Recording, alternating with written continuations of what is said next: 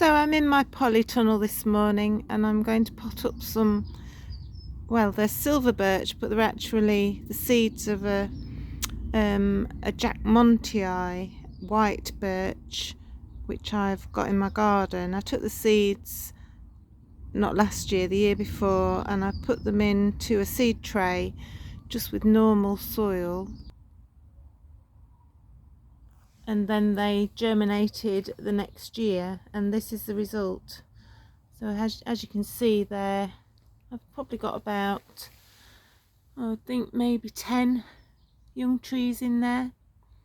So these should grow with a white birch bark. It might not be as white as the original Jack Montii, which I will show you now. So this is the parent tree. This year it's got lots of seeds. These are the seed pods, and each one of these little pods contains literally thousands of seeds. So what you can do is you harvest these and put them in a seed tray, but you've got to be quite patient because they could take over a year just to germinate. But at the end of the day, if you end up getting some free trees that are this gorgeous and this white, then it really is worth the effort. So back to my little seed tray now, and I've been making my own compost for quite a lot of years now, and what I'm going to do is I'm going to put these trees into the mixture that I've got, and this is a mixture of my own compost and just garden soil. I've got really heavy clay here which is full of nutrients, but it needs something adding to it just to lighten it up a little bit. This is one of my compost bins, and this is the lovely compost that I've made this year. As you can see, it's already got some of the stray apple pip seedlings that went into the compost growing, so it shows me that this is just right now for using. It's absolutely full of nutrients, no sprays, no chemicals, so basically I know everything that's gone into there. So I've got some pots lined up ready. These are about, I would say they're probably 5-inch pots, and I would class them as probably 2 litre. I'll use some smaller pots for some of the smaller trees. I want to give these trees a good start in life, so I'm erring on the side of slightly bigger pots than I need to use. So as I'm digging these little seedlings out, you can see that they've got a very good root system, so I'm just gently teasing them out so that I don't do too much damage to the roots. I've actually got a baby one at the side there which I'll take off because I don't want more than one tree in a pot.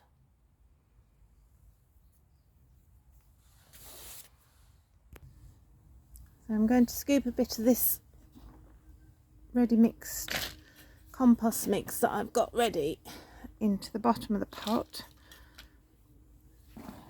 Now, silver birch trees don't like to have the top of the root system covered with soil, and to be honest you can kill a lot of trees just by doing this. So what I'll do is I'll half fill the pot, and then I'll just sit the tree where I think the top of the root system will be at the right level, and I'll just gently put the roots in and then backfill.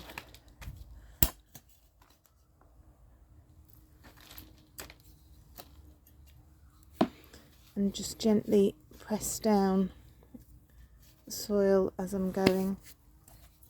A little bit more on top.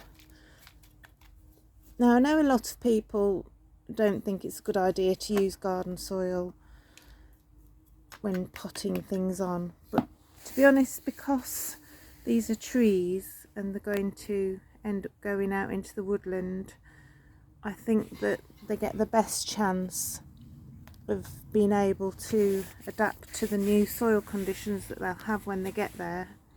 So that's why I put them in a soil compost mix. There's lots of nutrition there. You don't normally feed trees because this helps them to establish better and stops them from staying in their own little area of nutrition. They'll send their roots out to seek out all the nutrition that's available in the surrounding soil rather than staying in their little compost ball. So that's that first tree potted up. It's probably, I would think, about 6 inches tall at the moment.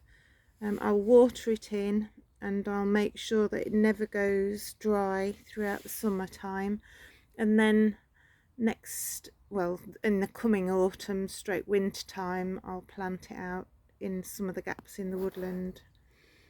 So basically that's the baby of a Betula Jackmontii, otherwise known as a white silver birch.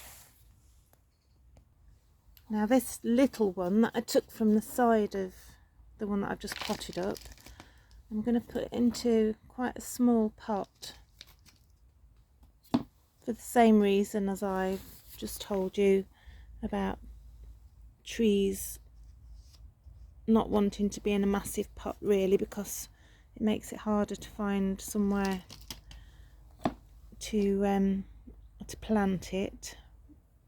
The bigger the pot, the bigger the hole you've got to dig when you're relocating it out into its final position. It's quite difficult doing this while you're holding the phone, but it needs must at the moment. As my channel grows, hopefully I'll invest in some better equipment, maybe a tripod or something. If anyone can recommend